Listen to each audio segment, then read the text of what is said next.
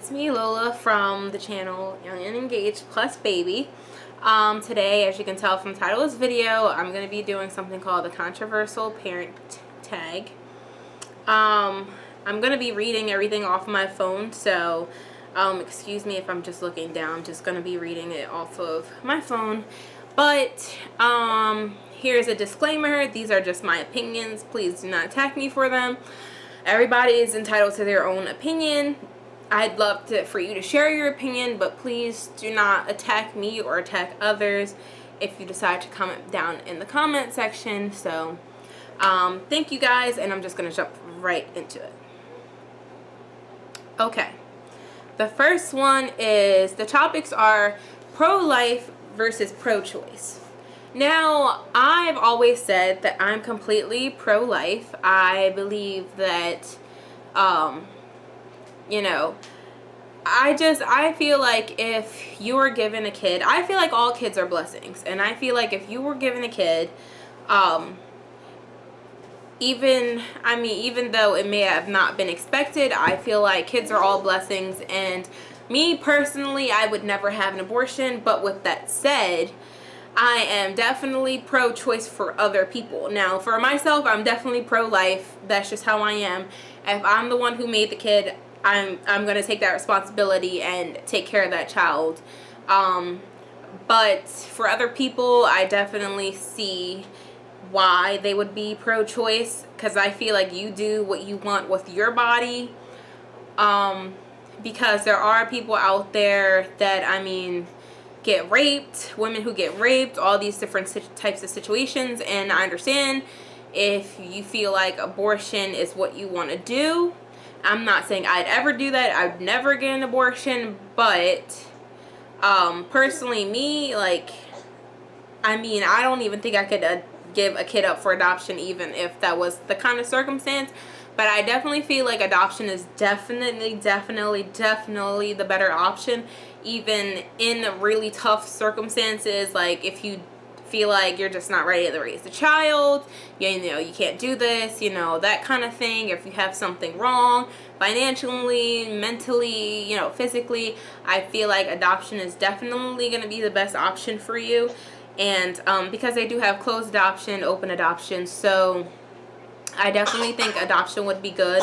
But for me personally, I am pro-life. So next topic is baby wearing. Baby wearing, I've never really done it myself, but I don't see the problem with baby wearing. I think baby wearing is pretty convenient, actually. Maybe, you know, for our next kid, maybe then I'll baby wear, but I don't really necessarily, I never thought about baby wearing. Like, I do have a baby carrier, and I did use it for a while, but like, I've never tried like the boba wraps or anything like that. But I do think they're pretty cool.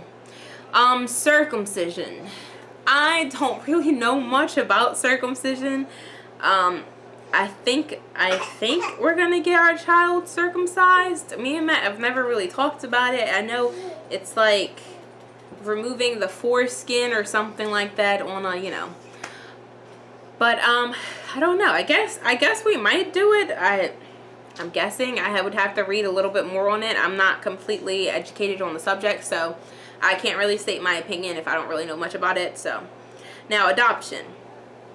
Adoption, I feel like, is amazing. It is something that is beneficial for you and beneficial for the adoptive parents. I feel like adoption is the best option if you feel like you cannot take care of a child. I feel like that is the best option, and that should be the route you take, because there are many people out there that would love to adopt a child who, you know, there are people out there that can't have kids, and then there's some people that feel like they want to adopt a child. Like, eventually, I've talked about this with me and Matt have talked about this, and we might like adopt out of the foster care system eventually at some point in our lives if we're given the chance to.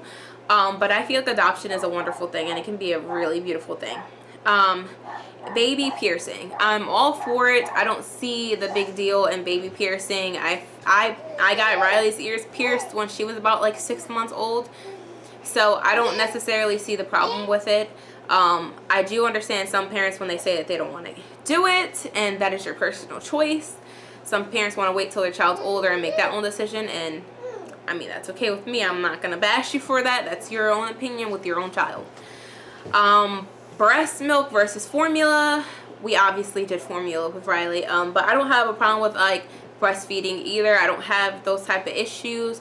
Is it for me? Have I ever thought about it? I have never thought about it. Is it for me? I wouldn't know. Maybe I'll give it a try with the next kid, but I really didn't know. So, I mean, spanking, I don't think I'd really spank Ryleigh. I don't think that that's something in the books, something like, I mean, me and Matt have talked about parenting and discipline, and we decided not to spank our child. Maybe like a tap on the hand or something, and, you know, time out would be fine, but we don't think that, you know, spanking is necessary. So, I mean, if you spank your child, that's your way of parenting. Once again, I'm not going to bash you for it, but that's just my opinion. I don't think that spanking is just, you know, right for me to discipline my child. But if you spank your child, then that's your parenting, not mine. So that's fine though. Co-sleeping, I do agree. Co-sleeping, I feel like co-sleeping makes you a little closer with your child and keeps that closeness. We did co-sleep with Ryleigh up until she was about like 5 months, 6 months, around there. I want to say about 6 months. So not bad at all. I feel like co-sleeping is great. Some people don't like co-sleeping, and I understand the reasons why, but I think co-sleeping is perfectly fine. Homeschooling versus public versus private versus charter school. Now, the only two options out of here that we have for Ryleigh are going to be homeschooling and private school. We've never thought about public or charter school. I went to a public high school and I did not like it. I mean, I did like it, but I wish I could have had a better high school experience than I did. Charter school, my high school turned into a charter school my last year of high school. So I don't really think that I want to do public or charter school for Ryleigh. I feel like we're probably going to end up either homeschooling her or putting her in a private school. I went to private school for from like kindergarten to like 8th grade, and I loved it. So probably private school. Vaccinations, I have gotten Ryleigh vaccinated. I don't see the problem with vaccinations, but I do agree that you should look up what kind of vaccines the doctors are going to give you before you give them to your child. I feel like that way you stay on the safe side, and just educate yourself on the topic of vaccinations as well. I did choose to get Ryleigh vaccinated. I don't have an issue with that. But if, you know, any parent has an issue with it, I don't blame you. So, medicating children, depends what kind of medication. I feel like medication, like, you know, putting kids on Xanax and stuff is just a little too much. I don't feel like I'd ever do that with one of my kids. But, I mean, if that's what you want to do with your kid, that's fine. But for me, no. Medicating children, no. I feel like maybe with, like, Tylenol or something like that, like, you know what I mean? I feel like that's fine.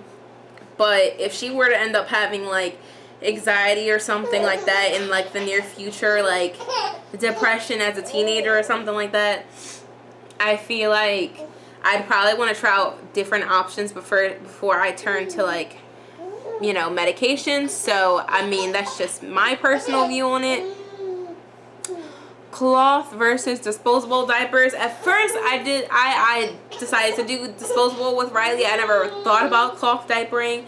Now, actually, I've decided that cloth diapering probably would have been the better option, but she's like, you know what I mean? Like, she's 1, and I don't know. Like, I feel like it's already a little too late to start trying to cloth diapers, so probably gonna wait till, you know, me and Matt have our next child, or, you know, in the future, if we have a next child, I might do cloth diapering. I feel like that'd be the better option, and that's something I'm willing to try. CIO method. Cry it out method. I'm not opposed to it. I feel like, we did try the CIO method with Ryleigh at first, and it just didn't work, and I just didn't like it. I couldn't stand to watch her cry like that, so it just kind of came to the point where I was just like, no, we gotta do this the hard way. She wasn't a really difficult baby though, so I really didn't have that bad of an, like, you know, experience with that. Like, So with the cried out method, we don't necessarily deal with her.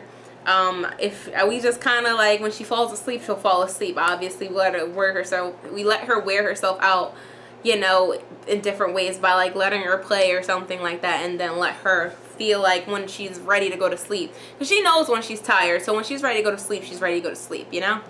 But that's all for this tag today. Thank you guys for watching. Please subscribe to this channel, and I see you guys in my next video. Subscribe. Thanks.